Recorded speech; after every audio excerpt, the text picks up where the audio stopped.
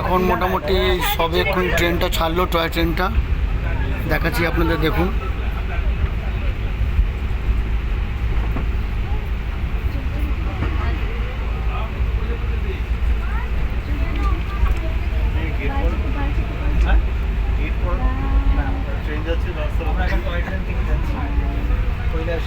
কৈলাসগিরি, এটা এখানে টয় ট্রেনে আমরা উঠলাম, এবারে পুরোটাই কৈলাসগিরি পুরো কভার করবে, টোটাল পুরো যে পার্কটা আছে সেটা কৈলাসগিরির পুরো কভার করবে।